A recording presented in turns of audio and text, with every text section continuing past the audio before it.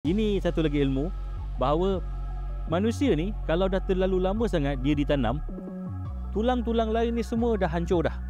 Tetapi kehebatan Allah Subhanahu Wa Taala, Allah tinggalkan satu tulang, iaitu tulang sulbi.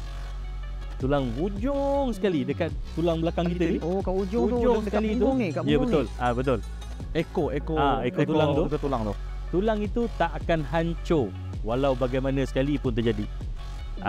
Dan mereka kata lepas dah kali kita nak kena set masa. Pastikan kita sampai dekat dasar liang tu sebelum bulan purnama bentuk. Bulan tu bentukkan purnama tu sepenuhnya. Sebab bila dah siap kali bulan purnama punya pancaran datang, tulang tu akan jadi bercahaya macam ibarat glow in the dark. Dan itu baru dah dia dapat detect. Okey, ni tulang 1, tulang 2, tulang 3, tulang 4, tulang 5, 7, masuk ke 8. Tulang lain hancur, tulang tu ada. Tulang tu ada. Dan dia kata ada beberapa kubur berdekatan dengan pokok besar. Jadi bila kita dah gali, akar pokok tu membaluti jenazah tersebut dan kain jenazah tu masih utuh. Seolah-olah macam baru pagi tadi ke bumi, malam dah kena korek balik, macam gitu kainnya. Jadi dia kata, yang ni kita tak kacau. Kita timbul balik. Jenazah ada lah. Jenazah ada. Badan masih ada. Semua lengkap. Tapi dia kata yang mana elok kita akan timbul balik lah, kita tak nak kacau. Selamat menonton dan selamat mendengarkan kami Sembang Kopiah Terbang yang dikuasakan oleh Wakaf An-Nur Corporation. hari ini. Satu kelainan yang kita bawakan sama-sama. Kita bersiaran langsung terus daripada Pusara An-Nur Dato' On. Dato' On. Alhamdulillah, sebenarnya ini satu peluang yang lebih dekat dengan situasi hari ini sebab ramai orang sukakan cerita-cerita seram. Dan selalu juga kaitkan kubur dengan benda seram. Sekarang ni kita tak naklah cerita sangat pasal benda seram walaupun ada poin-poin seram tu sendiri. Tapi kita nak cerita lebih mendalam apa sebenarnya yang kita boleh dapat daripada inspirasi tanah perkuburan ataupun Pusara An-Nur ni. Kita bersama dengan Ustaz Abdul Aziz Rahmat. Sebagai Tok Adi Moden. Masing-masing karakter. Adi Moden. Jadi kita ada Ustaz Aziz kita. Apa khabar Ustaz? Baik. Sihat, Alhamdulillah. Nah, Ustaz. Ya. Terus kepada soalan Ustaz. Hari tu kita tembak dia, hari ni dia tembak kita balik. Masya-Allah. Kita dah pernah podcast sekali sebenarnya sebelum ni, podcast bersama dengan Wakaf An-Nur. Okey, baik. Bila kita sebut pasal Pusara An-Nur ni, Barang Dato' On, dan selalunya bila sebut pasal Tok Adi Moden kan, menguruskan jenazah daripada orang kata awalnya jenazah tu ada, mandi sampailah dikebumikan. Macam mana Ustaz boleh duduk dalam kerja macam ni? Bismillahirrahmanirrahim. Terima kasih saya ucapkan kepada PU Rahmat dan juga PU Amin di atas jemputan Langkah Studio. Langkah Studio. Tapi hari ini mereka masuk studio saya. Minta maaf sikit lah. Alamak, dah mula dah. Jangan bergemang dulu, sabar. Kita masih siang lagi ni. Jadi kalau nak ceritakan tentang mengenai perjalanan saya lah, macam mana saya boleh jaga Pusara An-Nur ni. Yang pertama sekali, dulu saya imam di Masjid Pasir Gudang, kawasan Pasir Gudang, Johor Bahru. Dan setelah hampir 6 tahun saya berkhidmat sebagai imam, dan pihak pengurusan minta saya untuk uruskan Pusara An-Nur ini. Dan pada ketika itu pusara ni kalau kita tengok masih kosong lagi. Disebabkan saya bukanlah nak kata banyak sangat ilmu, tidak, tapi adalah sikit ilmu berkenaan dengan construction. Saya pun pemegang lesen supervisor, site safety supervisor. Jadi mereka bawa saya ke sini untuk uruskan sikit demi sikit. Dan alhamdulillah saya bersama dengan pemaju kita dapat naikkan pusara ini. Dan apa yang bestnya, apa yang istimewanya sewaktu kita nak naikkan pusara ini ataupun kita nak bangunkan pusara ini, iaitu adalah satu-satunya pengalaman yang tak semua orang dapat. Mungkin sebahagian orang dia cuma masuk, kubur dah siap. Tapi saya datang, satu kubur pun tak ada. Daripada kita nak set betul-betul macam mana tapak pusara ni, macam mana dia punya susunan, semuanya perlu difikirkan terlebih dahulu sebab kita punya matlamat pusara dalam taman. Sebab selalu orang panggil tanah perkuburan, Riyadul Jannah lah apa sebagainya kan. Tapi dia pakai pusara An-Nur. Sebab apa pusara An-Nur tu, Ustaz? Okey, kita nak ubah mentaliti masyarakat. Sebab kalaulah, minta maaf cakap, kalaulah kita kata kubur orang Islam, kubur Islam, kebanyakan orang di luar sana yang terutama yang bukan beragama Islam lah, mereka punya mindset kubur orang Islam menakutkan. Ada pokok besar, malam gelap. Jadi kita nak ubah mentaliti itu. Dan kita pun di sini kita mengambil contoh kubur pusara di Raudatul Sakinah. Jadi kita belajar dengan mereka untuk buat penyusunan kubur dengan lebih teratur. Dan alhamdulillah, mula-mula kita nak buat pusara ni pun ada juga halangan-halangan ataupun kata-kata daripada orang yang bukan Islam. Terutamanya penduduk yang di kawasan yang berdekatan dengan tapak ini. Jadi bila saya terangkan, saya cakap kita nak buat pusara ini, kubur ini, kubur dalam taman. Jadi kita tak nak guna istilah kubur. Sebab bila guna istilah kubur, macam saya cakap tadi, menakutkan. Jadi kita guna istilah pusara. Macam mana kita dengar kalau kita pergi Arab, kita akan sebut pusara Nabi-Nabi ni makam. Jadi bila kita dengar makam, oh ini orang ni hebat. Jadi kita ubah mentaliti manusia, kita panggil pusara. Jadi benda tu lebih santai, lebih tenang orang nak bercakap. Idea ni Mak. Boleh kita terapkan dekat banyak lagi lah orang kata tanah-tanah perkuburan dekat kawasan-kawasan kampung yang orang kata bila sebut kubur je menakutkan, menyeramkan. Sebab kadang-kadang dari segi penggunaan terma nama tu kan Mak kan? Betul. Jadi tu satulah Ustaz. Maksudnya masyarakat dah boleh terima. Bahkan diceritakan ada yang datang jogging sini Ustaz. Betul. Saya pun terkejut. Betul lah Mat. Jogging dalam tanah perkuburan. Sebab pusara ni lawa. Masa mula-mula kita naik kan, masa tu kuburnya baru ada dalam 2-3 kubur. Jadi saya dengan pihak keselamatan tengah duduk memantau. Tiba-tiba adalah bangsa lain datang berdua. Saya tanya, cari kubur ke? Dia kata tak, saya nak tumpang jogging dekat sini kejap. Saya cakap minta maaf lah, macam tak sesuai. Bukan kita tak bagi, tapi kurang sesuai. Sebab ini memang orang dah tahu ini kawasan perkuburan. Saya tak pernah tengok lah orang jogging dekat pusara. Tapi inilah kali pertama. Nak katanya pada pandangan orang bukan Islam, cantik lah tempat ni. Dia tak menakutkan. Baik, Imam, tadi cerita awal-awal. Maksudnya ada cerita-cerita yang menarik tak awal-awal pembukaan pusara ni? Oh, okey, ada. Kalau macam saya cakap tadi, kalaulah nak dikatakan tentang pengalaman berkenaan pembangunan pusara ni, orang lain masuk terus dah ada kubur. Tapi kita di peringkat awal lagi, masa tu kita punya setting siap dengan orang cakap bertikam lidah lah. Bertikam lidah dengan beberapa pihak hanya untuk buat susunan dengan lebih tertib. Jadi kalau saya boleh bagi contoh sikit yang ada di pusara ini, kita punya kefahaman sebab kita duduk di site. Liang sepatutnya digali 2 kaki. Okey. 2 kaki dan anjakkan 2 kaki, kemudian baru 2 kaki lagi liang. Macam itu. Tapi ada orang berpendapat kita nak maksimumkan penggunaan tanah, rapatkan terus kubur tu. Kalau kita tengok dah siap kepuk, mungkin dia cantum cantik. Tapi hakikatnya masa kita nak gali untuk kubur sebelah, liang sebelahnya tu, itu akan menjadikan masalah kepada tukang gali. Sebabnya dia nak gali, sebelah ni dekat, sebelah dah diisi. Dah ada penduduk. Tiba-tiba nak gali sebelah. Buatnya mata cangkul tu terkena dinding sebelah tu. Member tak menjerit. Tetapi adalah hasil-hasil yang lain akan terkeluar. Berdasarkan pengalaman tukang gali saya, dia kata kalau terkenalah air tu, orang kata dia orang panggil air special. 2 minggu tak makan guna tangan, pakai sudu garfu, dia kata. Itu pun nak suap tu fikir 2-3 kali sebab masih dekat dengan tangan dengan hidungnya tu.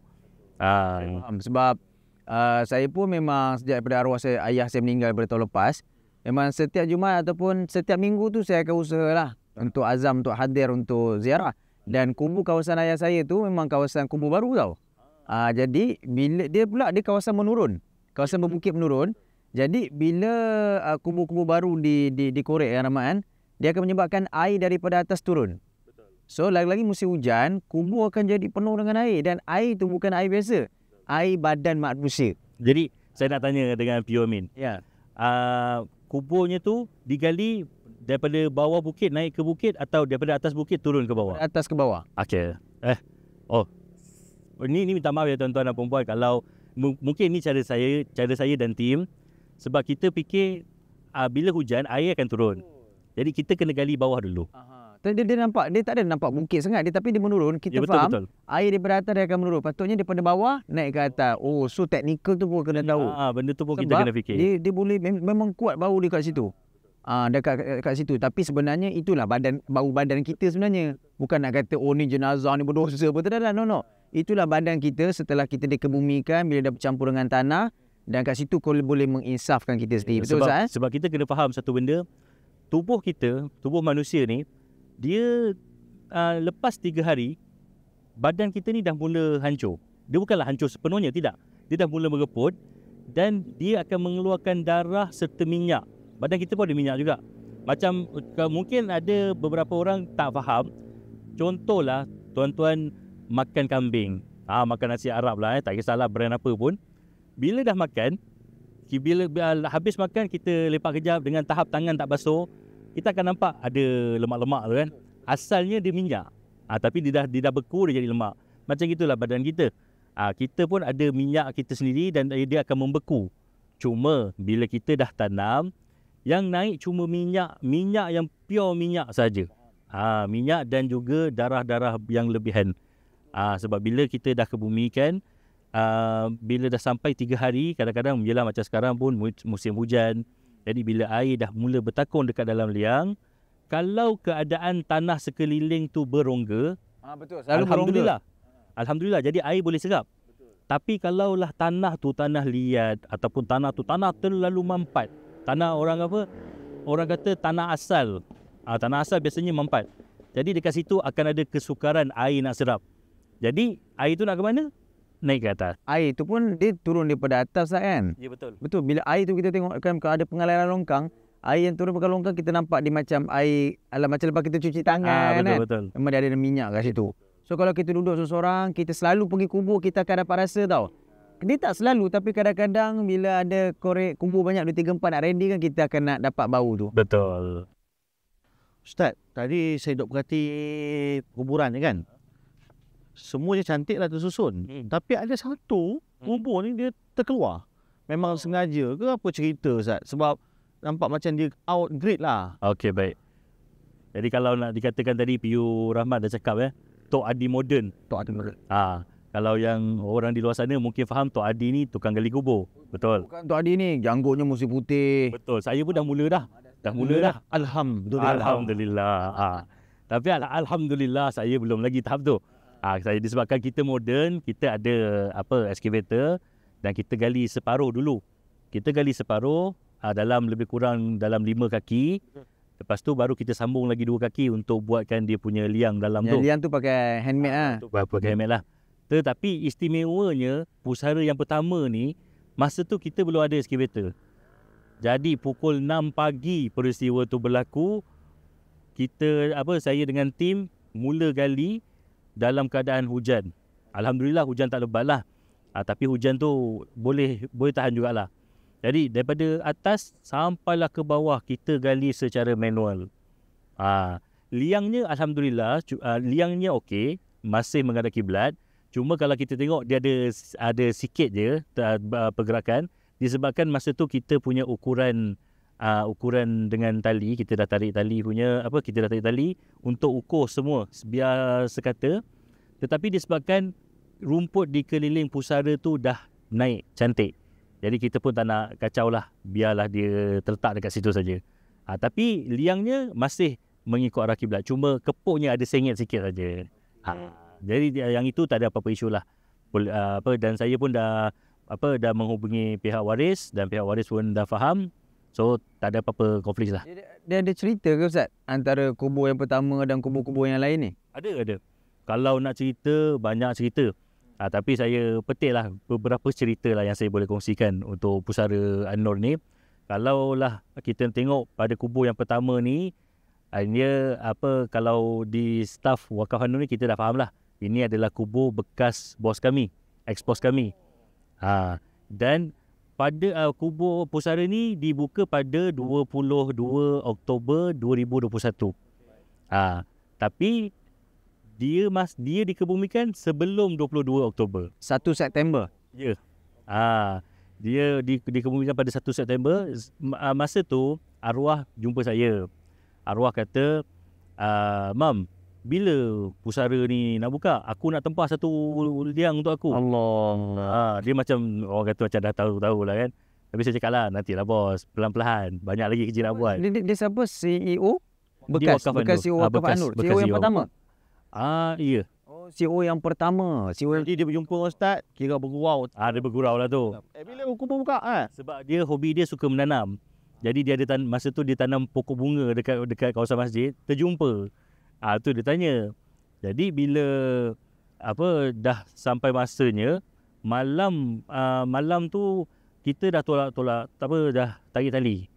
Kejap nak kebumi kat tempat lain, kejap nak kebumi di sini. Tapi pagi tu kita decide kita gali saja, standby. Kalau in case kalau ada kebenaran untuk kebumi, kita akan kebumikan di sini. Dan alhamdulillah dia kebumikan di sini.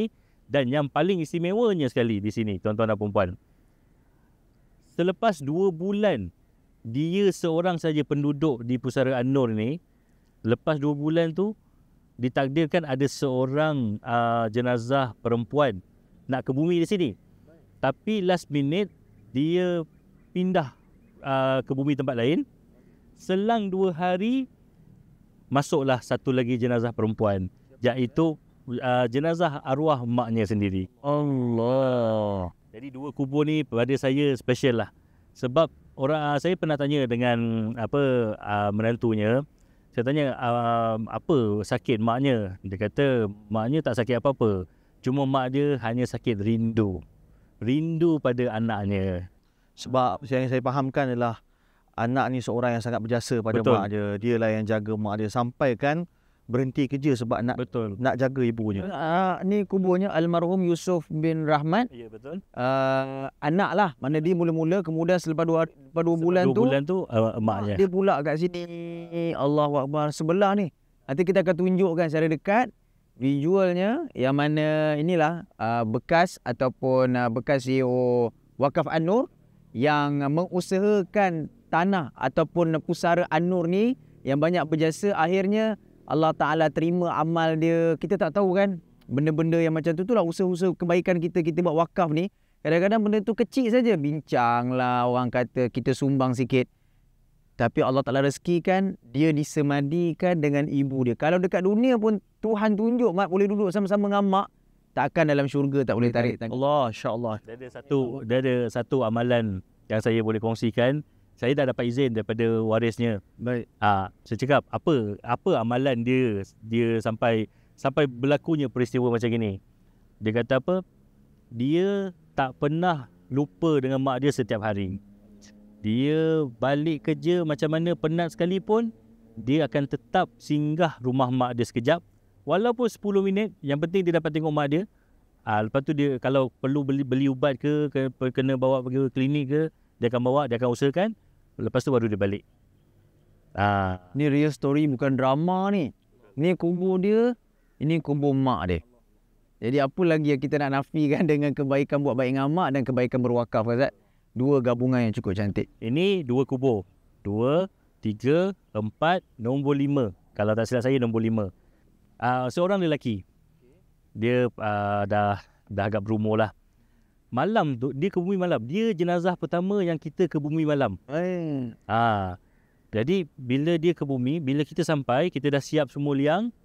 Tiba-tiba kita nampaklah van jenazah lalu daripada luar. Diikuti budak-budak motor. Oh, budak-budak motor. Budak-budak motor kapcai ni semua. Bukan motor berkuasa tinggi, tidak. Motor budak-budak sekolah tu semua. Macam kira rempit ke apa? Lebih kurang lah. Okey. Jadi saya tengok, van jenazah, budak-budak ni mungkin takut nak potong van jenazah. Dalam merempit dia takut juga. Jadi rupanya bila dah masuk van jenazah ni sampai ke sini, dengan budak-budak tu semua masuk. Jadi kita tukang gali pun dah pelik. Tukang gali kata, "Mam, yang meninggal ni budak muda ke?" Saya tengok umur, tak, dah lebih dah ni. Mas, dia punya umur 80-an lah. lebih kurang lah, dalam 70 lebih lah gitu. Lepas tu bila dah sampai, saya tanya dengan anaknya, cakap, "Ni ramai-ramai ni siapa?" Cakap, "Oh, ini semua budak-budak ni daripada diorang kecil, bapak saya suka campur dengan diorang. Dia ajak budak-budak ni datang surau, dia belanja budak-budak ni. Belanja bukannya belanja mahal-mahal, setakat jajan-jajan 20 sen, 30 sen gula-gula tu semua. Jadi dia layan budak tu daripada kecil sampai budak-budak ni dah remaja, ada yang dah dewasa. Dia silih berganti generasi kanak-kanak tu, dia layan dan bila sampai kematian, budak-budak ni semua sangat sangat menyayat hatilah, tersentuh dengan pemergian dia. Seolah-olah bagi diorang, kalau diorang ada mak bapak dekat rumah, sampai surau aku ada seorang lagi bapak. Dia punya tahap sayang pada kanak-kanak itulah. Kalau macam tu kan, kalau kita pun rasa macam tak sabar nak pergi surau kejap lagi, ada orang nak layan kan. Betul lah.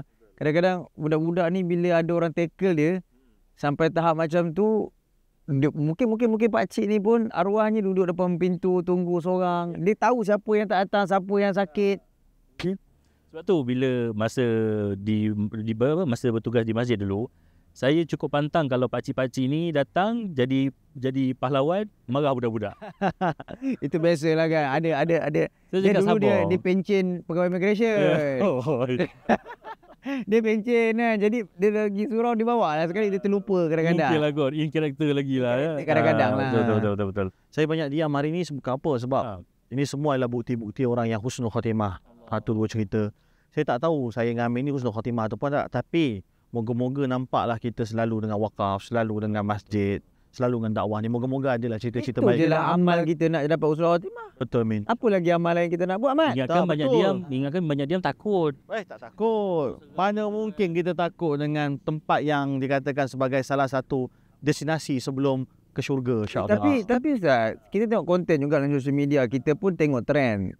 Kalau ada berkaitan dengan seram, hantu, kebetulan kita cakap pasal takut tadi, dia akan kaitkan dengan perkuburan, tanah kubur. Sebab dekat kubur pun orang memuja, minta nombor lah. Betul, ada. Saya pernah nampak lah, tapi alhamdulillah bukan di sini lah. Tak. Alhamdulillah. Mungkin muka macam, tapi bukan. Macam lah. Awak ni janganlah imam kot. Tengok uban lah. Saya semayang punya orang. Tapi kita nak tahu, Ustaz, dia punya cerita seram ni berlaku ataupun tidak?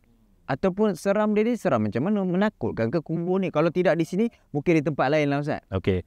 Kalaulah nak cerita pasal seram ni, saya teringat dengan episod Haji Zainal. Memang best betul tajuk tu. Tapi kalau nak ceritakan tentang misteri kubur, tak adalah sangat. Ada. Kita sebagai manusia ni, kita kena, yalah terutama sekali orang yang beragama Islam, kena yakin bahawa benda di alam yang lain tu ada wujud. Betul. Dan walaupun kita ni sebagai tukang jaga kubur, kita yang tukang gali kubur, kita tak terlepas daripada gangguan-gangguan tersebut. Kadang-kadang benda tu bukannya nak kacau kita sangat pun. Dia saja, dia boring, tak ada teman. Kalau ada teman pun asyik dia je. Ni yang hidup. Kacau lah kejap yang hidup tu. Macam itulah. Macam ni asyik kacau orang je kan. Yalah, dia tak ada teman. Tak ada teman tu yang dia diam je. Risau sekejap lagi dia berhubung je. Dia yang kacau paling ekstrim apa, Ustaz? Apa nama cangkul bergerak ke? Taklah. Eskavator bergerak ke? Kalau dah dekat sini lah kalau saya cerita kat sini, ramai pula yang takut datang sini. Tapi tak.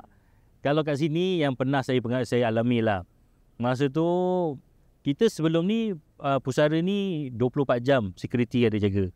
Tapi lepas tu kita tukar 12 jam saja. Mula lepas seminggu proses tu berlaku, security sini cakap, lepas maghrib je rasa macam cakap biasalah bang, sekarang penghuni dah ramai. Sama macam kita kat taman perumahan ada maulid, rasa dia punya aura maulid tu. Dan sini aura lain. Jadi satu hari tu pengebumian berlarutan sampai pukul 11 malam. Lepas tu saya security pun dah balik, tukang gali pun dah balik, tinggal saya seorang. Saya pun dah siap tutup semua. Kita tenang-tenang je lah kan. Sampai ke pagar, dah keluarkan kita pagar mangga. Masa saya ketak mangga tu, saya dengar seolah-olah ada orang yang terperangkap dekat bangunan pejabat. Ketuk cermin kuat-kuat. Dung dung dung dung dung dung. Saya dah risau. Masa tu saya beku kejap. Saya cakap, ni kalau aku tengok memang drama. Di belakang ke di depan ustaz-ustaz dengan bunyi? Ni saya tutup pagar daripada luar. Bermakna saya berhadapan dengan bangunan. Dan dia punya lokasi tu adalah di office saya. Dia ketuk. Ketuk kuat. Kebetulan tak ada motor, tak ada kereta yang lalu pada ketika tu. Jadi bila saya fikir balik, kalau aku toleh, memang drama. Jadi nak tak nak, jangan toleh. Kunci, saya pusing, masuk kereta. Masuk kereta, kita relax kejap, tak jalan. Risau, takut-takut kita buka pintu, nak masukkan diri sendiri. Dia pun masuk sekali. Kita duduk dulu, tenang-tenang, tengok side mirror. Pula, tengok cermin pandang belakang. Okey, clear, tak ada apa-apa, barulah kita jalan. Itu setakat yang saya alami lah. Kat sini Ustaz, sini pusara ni kalau malam-malam Ustaz jalan sampai ke hujung sana pun insya-Allah tak ada apa-apa. Cuma sekali itulah kena. Mungkin saya yang tak ada kena apa-apa, tapi kalau Ustaz yang lalu mungkin ada, wallahu alam, rezeki lah. Rezeki masing-masing. Ya, saya ada, kalau ikut kisah satu lagi, tukang gali lah. Tapi bukan di sini, di pengalaman dia cakap. Masa tu zaman Covid. Covid-19 hebat. Covid-19 punya dahsyat penangan dia. Saya tanya dengan tukang gali saya kata macam mana masa Covid? Dia kata apa? Dia punya tahap penuhnya tempahan liang sampaikan dia orang tidur sebelah liang. Dia dah gali liang, dia tidur sebelah tu je. Dah penat sangat sebab daripada subuh dia gali bawa ke subuh esok. Non-stop. Jadi dia kata apa? Ada satu kes tu jenazahnya memang dah disahkan mati. Dah memang disahkan lah. Jadi bila dia dah masukkan, masa tu pula berdua je. Seorang dekat kepala, seorang dekat kaki. Tak boleh ramai masa tu. Betul. Dia masukkan. Dia kata, masa dia masukkan tu, dia dengar bunyi. Tuan-tuan, ni kategori kepala tahu. Kemudian tak? Alhamdulillah, saya sendiri saya cerita saya tak terkejut. Dia yang terkejut tu. Sampai kepala. Apa tadi saya cerita lupa dah. Okey, betul, kepala tu kan. Sampai kaki. Bila dah masukkan tu, dah nak masuk, dia dengar bunyi orang menangis teresak-esak. Yang kat situ ke apa? Dekat dengan liang tu, masa tu waris kena jauh. Jadi kat liang tu hanya dia berdua dengan jenazah. Dua-dua dengar. Dengar macam mula nangis, lepas tu dia macam sesema. Lepas tu dia letak, yang kat kepala ni dia tanya kat kaki. Kau sesema ke? Tak. Engkau ke sesema? Tak. Buka muka jenazah, dia letak dia letak jarinya kat hidung, tak bernafas. Dah tak ada. Jadi dah tutup, okeylah timbus. Tapi bunyi tu datang daripada mana? Wallahualam. Jadi, yelah orang kata sebenarnya tanah perkuburan ni dia ada adab dia. Dia ada akhlak dia. Sebab tu macam saya sokong lah macam usaha daripada Pusara An-Nur ni, daripada Wakaf An-Nur ni. Dia bukan saja menyediakan orang kata tanah perkuburan, tapi dia seragamkan cantik supaya kita ada satu minda yang kita tahu ini tempat kita healing untuk insaf. Sebab benda-benda yang Ustaz cakapkan tadi ataupun yang didramakan dalam cerita tanah kubur apa benda tu tak adalah 100% palsu. Ada kebenaran dan memang banyak kali berlaku sebab manusia ni macam-macam dan di situlah kadang-kadang kita dapat lihat kalau Allah Ta'ala bagi kita dapat rasa tu kata ulama' itu memang satu petunjuk kat kita lah. Dan kita cerita ni bukan nak takutkan orang. Untuk kita ni mendengar insaf supaya kita dapat kebaikan dunia akhirat. Kalau Pio Amin cakap tadi cerita pasal tanah kubur kan. Yang ni cerita ni eksklusif. Wow. Saya tak pernah ceritakan dekat sesiapa. Jangan nak jerit-jerit lagi. Tak ada adab Tak ada adab jerit. Saya tak pernah ceritakan dekat sesiapa walaupun staff, walaupun bos saya. Walaupun security. Okey, eksklusif betul ni. Ni eksklusif betul. Sebab ni pada saya benda ni yalah saya menghormati pendapat masing-masing. Ada yang kata kalau kita dapat tengok benda-benda ni kita sakit. Ada yang kata kita dapat tengok benda-benda ni itu gifted. So saya ambil je dua pandangan, tak ada masalah. Terpulang masing-masing. Tapi apa yang saya lalui, saya nampak, saya diam je lah. Pemberian Allah. Kita positif. Kita ambil yang positif lah ya. Kalau macam mana kita nampak dalam video Tok Adi lepas dah kebumikan, dah orang semua dah bersurai, dia nampak ada roh kat situ kan. Macam apa? Kita Korin. Nampak Korin kan? Ada dalam 2-3 jenazah kat sini saya nampak. Cuma saya tengok dia macam menangis, dia macam tunggu orang kata termenung. Saya ingatkan ahli waris. Sebab saya memang jujur saya cakap, semua jenazah yang ada saya tak pernah tengok muka mereka. Tapi bila saya balik, saya tengok kat Facebook, kita ada maklumkan sesiapa kan. Saya tengok, oh ni muka arwahnya. Arwah muka dia ni macam yang duduk dekat tepi kubur tadi. Dia buat apa Ustaz? Dia duduk termenung. Mukanya seolah-olah macam dia macam confused. Dia ni tengah mimpi ke atau memang betul dia tengah mati? Atau betul dia dah mati? Dia macam manusia biasa. Dia macam manusia biasa. Dekat tepi kubur biasa, Ya, dekat betul. kubur dia lah. Cuma pakaian dia punya fizikal tu, dia taklah macam kita. Dan macam mana saya nak cakap dia punya tahap tu memang kalau kita tengok, kita tahu kita hulur tangan boleh tembus. Mana Ustaz tengok daripada jauh lah. Biasanya saya takkan duduk kerumun dekat sini sebab ramai pewaris-pewaris yang kategori palatau ni. Ada satu waris tu dia datang daripada jauh, dia lari, dia lompat je masuk dalam liang. Semata-mata nak jadi orang pertama yang terima jenazah. Oh, macam tu pula. Jadi sebab tu saya akan duduk jauh. Saya duduk jauh dan saya cuma memerhatikan saja keadaan sekeliling. Kadang-kadang muka apa kita pun takut dalam tengah orang tengah sedih-sedih, kot-kot adalah orang yang buat benda-benda yang bukan ke, kita risau yang itu. Betul. Berbalik cerita tadi Ustaz Korin tadi, lepas tu? Lepas tu bila saya dah tengok lama sangat, saya cakap tak bangun-bangun, dah lah saya pun balik lah. Saya pun malas nak tunggu. Takutkan tegur kan, dia minta tolong lain pula, macam mana nak tolong. Tapi tak apalah, kita terus balik je lah. Betul Ustaz, benda tu memang berlaku Mat. Macam yang disebutkan oleh Ustaz Salman tadi, Pius Salman pun cerita pasal Korin. Memang setiap daripada satu kita ada satu Korin kan. Dan benda tu memang dijelmakan dalam bentuk yang wallahualam kita tak tahu. Memang yang ni saya tak pernah cerita, betul. Dan Korin ni pula umurnya panjang berbanding kita. Betul. Bila kita meninggal, maka Korin masih lagi hidup. Lepas tu kalau kita nampak orang yang telah meninggal dunia, bukan dia. Selalu kita nampak orang yang meninggal tu, nampak wajah yang sama, bentuk yang sama di tempat yang lain, kita kata dia hidup semula. Para ustaz sebut, para ulama semua dalam kitab-kitab itu Korin dia. Wallahualam lah. Tapi mungkin kat situ menjadi petunjuk lah untuk waris. Sebab bantuan ni boleh berterusan. Untuk kita bacakan Quran, bacakan doa, sedekahkan untuk dia. Dan itu membantu dia. Mungkin pada awal pengakhiran dia tu dia rasa sesuatu yang tak baik, tapi mana tahu dengan bantuan keluarga kan, anak-anak yang ada, dia selamat dalam kubur. Sebab saya bukan apa, petang ni saya risau lah tengok Pius Rahmat stres betul. Tak, saya banyak fikir. Tak, dia memang kalau mula-mula tadi dia, kalau kita nampak dia pergi satu tempat, dia hype lain macam, dia tengah berdebar. Dia tengah serabut. Tapi rasanya patutnya saya yang berdebar. Saya bukan apa, saya tengah fikir ni. Saya ni tengah bercakap dengan Ustaz Aziz ke Korin Ustaz Aziz? Alhamdulillah, cuba pegang. Tembus. Ustaz Aziz, Ya.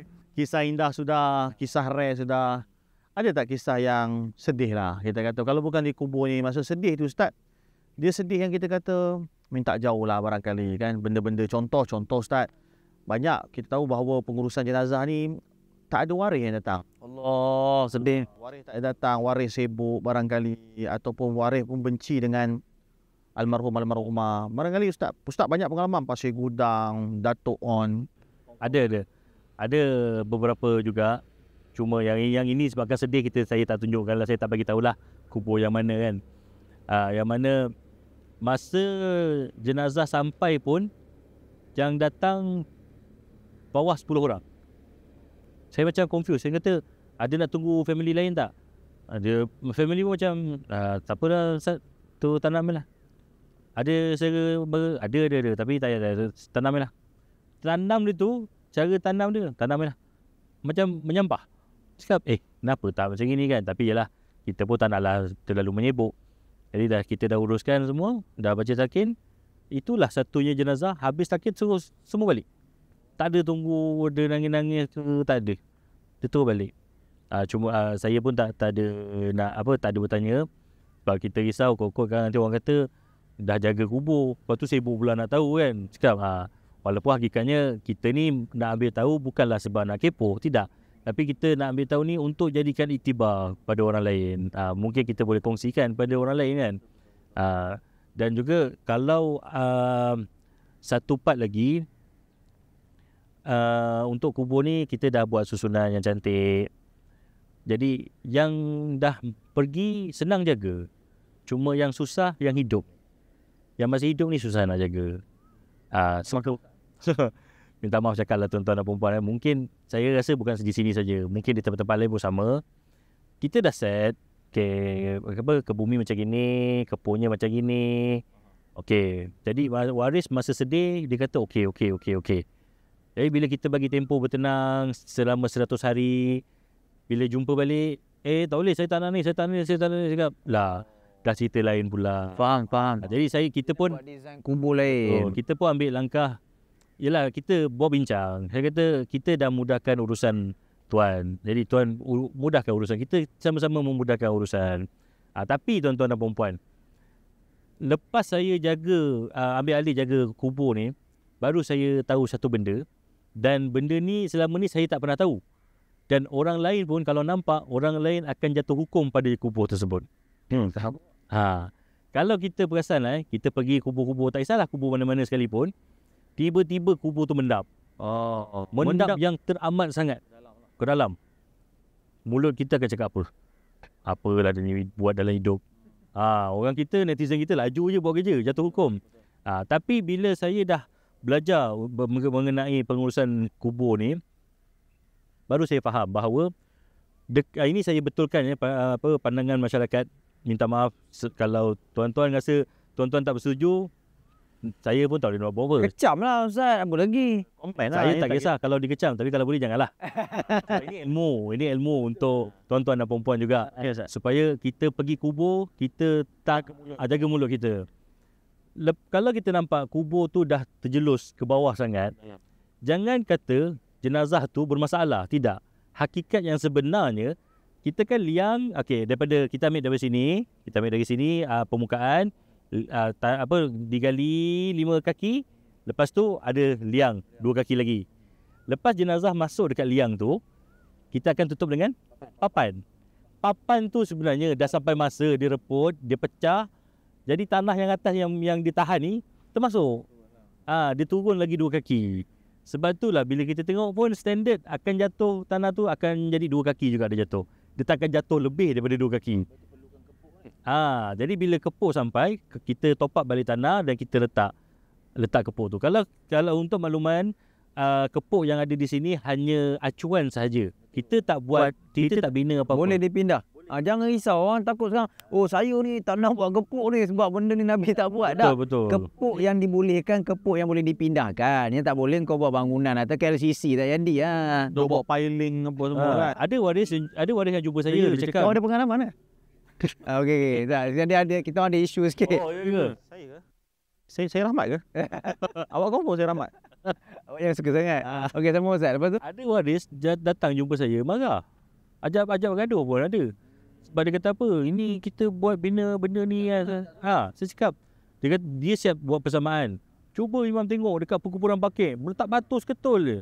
Saya cakap betul. Bakit tu Bakit tak ada hujan. Lepas tu kita punya adat dekat sini, benda ni dah jadi adat. Ada kubur, ada kepuk. Jadi kita menghormati. Bukanlah kita kata benda tu wajib, tidak.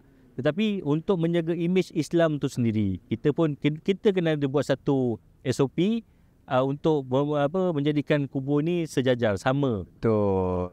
Kalau kita pastikan tanah kubur tu kuat, tak ada mendap, tak ada masalah, tak dikorek binatang, maka tak ada masalah. Tapi untuk menjaga maslahah kita, kan, kita seragamkan. Sebab kalau kat tempat kita ni tanah ni lembut, so boleh menyebabkan jenazah itu dikorek oleh binatang dan sebagainya. Jadi kadang-kadang bila benda buruk datang, orang cakap, tengok jenazah tu orang ni jahat apa. Kita pula sakit hati. Sebab bukan jenazah tu yang hidup tadi, pengurusan dia tak betul. Betul tak? Kita kena ambil benda tu sebagai pengajaran. Sebab itulah Ustaz, saya teringat Atu Zero. Orang pernah tanya dia, kenapa duk tolong mandikan jenazah, bawa jenazah. Dia kata, senang bantu orang mati, dia tak komplain.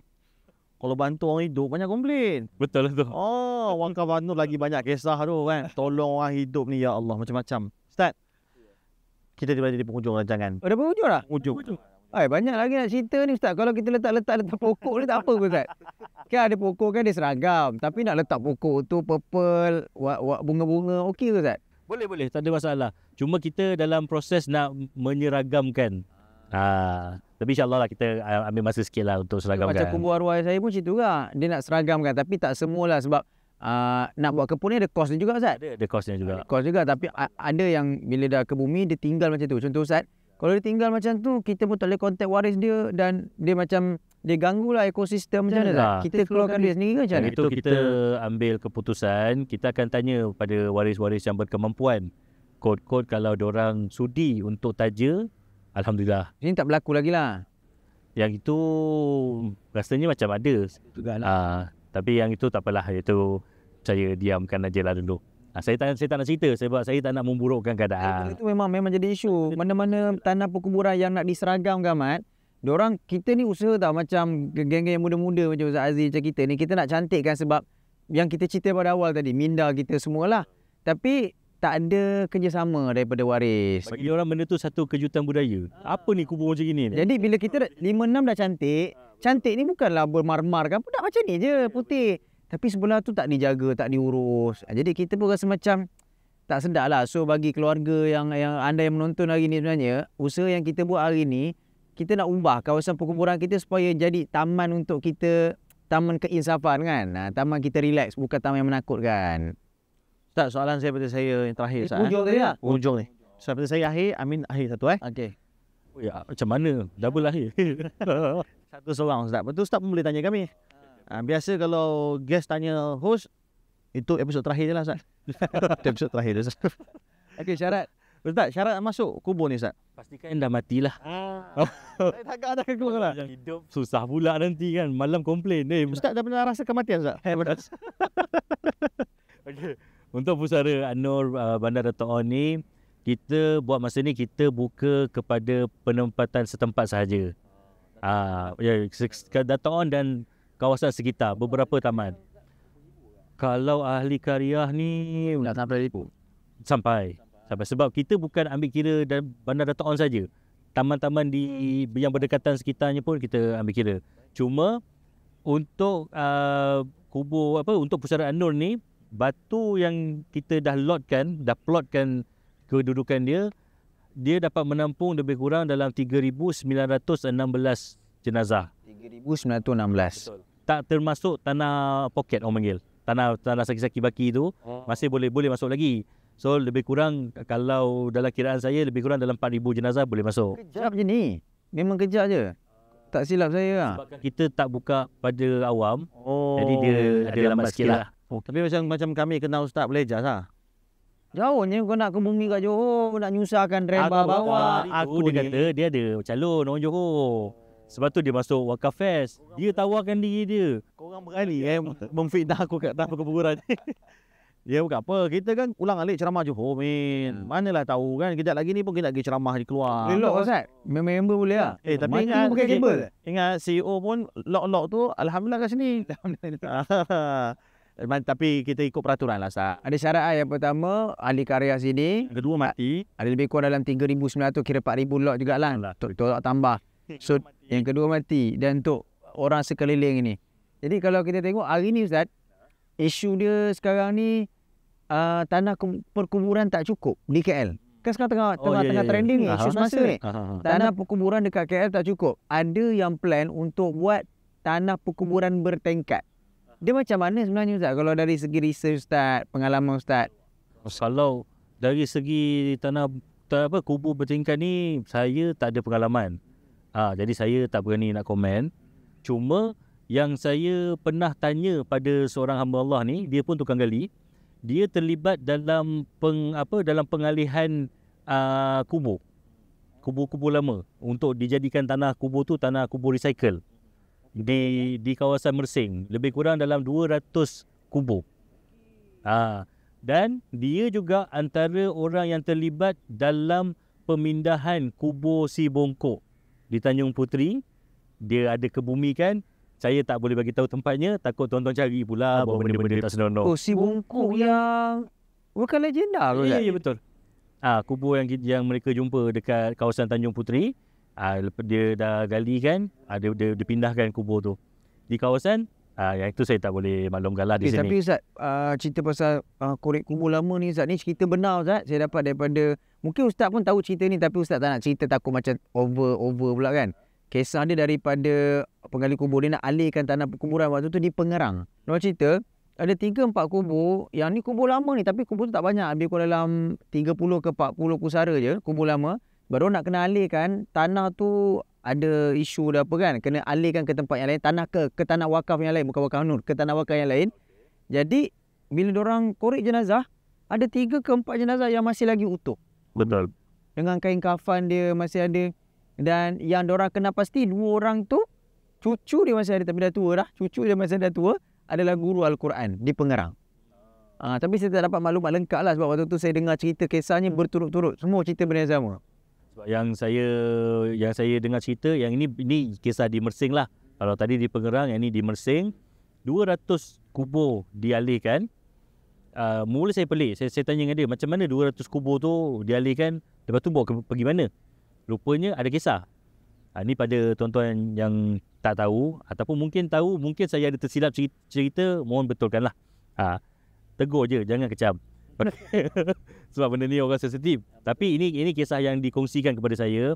Dia kata kita akan gali 8 liang dan kita akan kutip 7 liang, masukkan daripada liang yang ke-8. Jadi saya kata kalau ada sisa lah. Ada. Untuk makluman, ini satu lagi ilmu bahawa manusia ni kalau dah terlalu lama sangat dia ditanam, tulang-tulang lain ni semua dah hancur dah. Tetapi kehebatan Allah Subhanahu Wa Taala, Allah tinggalkan satu tulang, iaitu tulang sulbi. Tulang hujung sekali dekat tulang belakang kita ni. Oh, kat ujung tu dekat punggung ni, kat punggung betul. ni. Betul. Ekor tulang tu. Tulang itu tak akan hancur walau bagaimana sekali pun terjadi. Dan mereka kata lepas dah gali, kita nak kena set masa. Pastikan kita sampai dekat dasar liang tu sebelum bulan purnama bentuk bulan tu bentukkan purnama tu sepenuhnya. Sebab bila dah siap gali, bulan purnama punya pancaran datang, tulang tu akan jadi bercahaya macam ibarat glow in the dark. Dan itu baru dah dia dapat detect, okey ni tulang 1, tulang 2, tulang 3, tulang 4, tulang 5, 7, masuk ke 8. Tulang lain hancur, tulang tu ada. Tulang tu ada. Subhanallah. Jadi masa tu lah baru saya tahu macam mana proses orang kata pindahkan kubur. Dan dia kata ada beberapa kubur berdekatan dengan pokok besar. Jadi bila kita dah gali, akar pokok tu membaluti jenazah tersebut dan kain jenazah tu masih utuh. Seolah-olah macam baru pagi tadi ke bumi, malam dah kena korek balik, macam gitu kainnya. Jadi dia kata yang ni kita tak kacau. Kita timbus balik. Jenazah ada lah. Jenazah ada. Badan masih ada. Semua lengkap. Tapi dia kata yang mana elok kita akan timbus balik lah, kita tak nak kacau. Dia dah special case.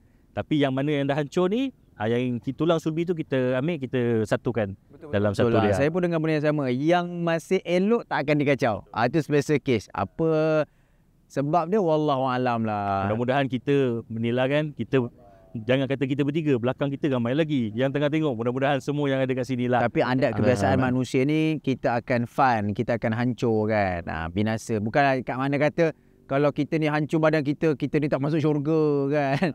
Itu ada bahagian masing-masing. Allah Ta'ala nak tunjukkan, mungkin daripada satu yang kita tengok akan menyebabkan ramai orang lagi rasa insaf. Tapi saya nak tanya pada PU sekalian. Saya dah kata kalau tanya kami ini tak betul.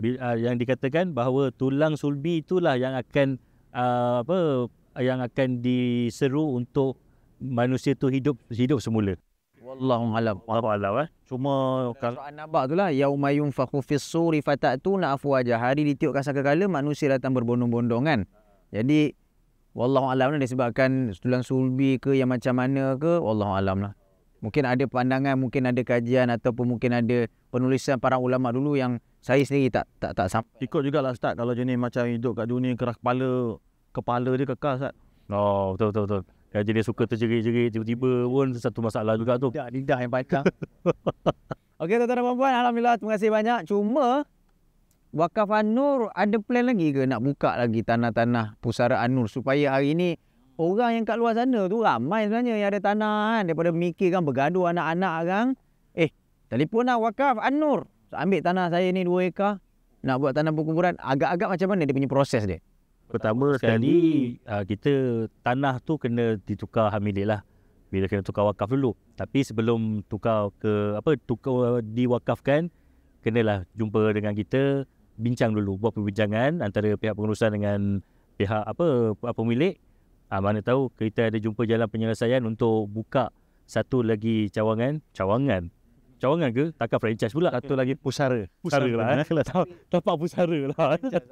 Tapi tak semestinya kalau ada tanah tu, mungkin Ustaz Aziz datang, tak sesuai kot buat tanah, boleh buat masjid. Tetap juga pahalanya masih lagi berterusan. Ataupun kita ada lagi satu kaedah bahawa bila kita nampak tanah tu strategik untuk mendatangkan kebaikan yang lebih banyak, mungkin boleh kita usahakan tanah perumahan, lot kedai. Kalau wakaf ni bukan masjid, tanah kubur je, macam-macam. Wakaf pendidikan, wakaf kesihatan semua ada. Benda boleh bincang tuan-tuan. Ataupun kita boleh gaduh.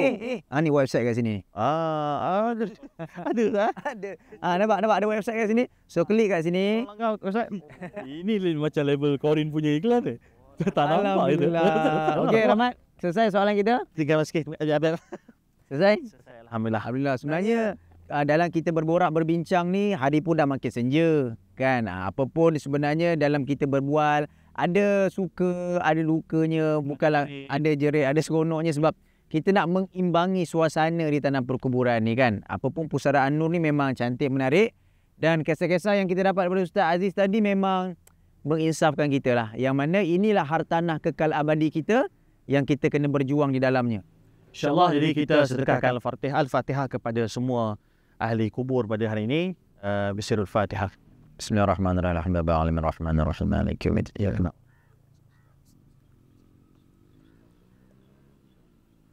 Bismillahirrahmanirrahim. Allahumma ighfir lahum warhamhum wa'afihim wa'afu anhum. Allahumma ighfir lahum warhamhum wa'afihim wa'afu anhum.